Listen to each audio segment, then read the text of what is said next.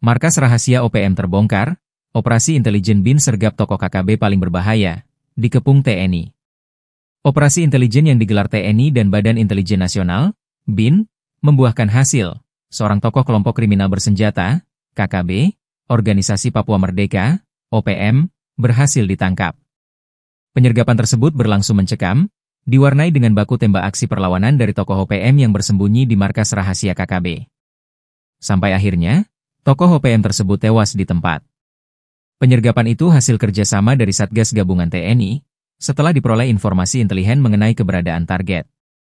Sebelumnya, intelijen telah memburu Nekison Enumbi alias Bumi Walo Enumbi, sebagai buronan kelas kakap dari OPM.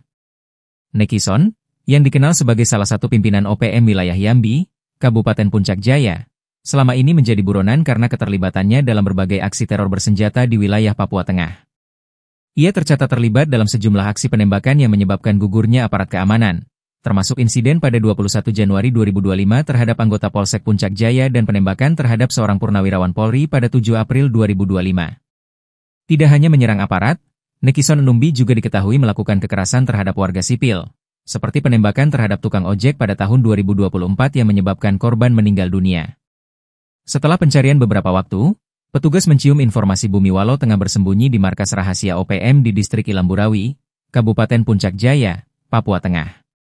Penyergapan pun dilakukan Sabtu, 10 Mei 2025, malam, petugas yang hendak menangkap Bumi Walo sempat mendapatkan perlawanan senjata dari kubu OPM.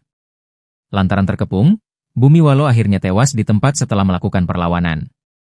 Dari lokasi kejadian, Satgas TNI mengamankan sejumlah barang bukti yang diduga digunakan dalam aksi kekerasan. Di antaranya ditemukan 3 butir amunisi kaliber 9 mm, 1 selongsong peluru kaliber 5,56 mm, 2 buah kapak, 6 buah parang, serta 2 unit alat komunikasi HT. Dan Satgas Media Korps TNI HBMA, Letkol Infantri Iwan Dwi Prihartono mengatakan, keberhasilan ini merupakan bentuk nyata dari komitmen TNI untuk menjaga stabilitas keamanan dan melindungi masyarakat Papua dari ancaman teror bersenjata.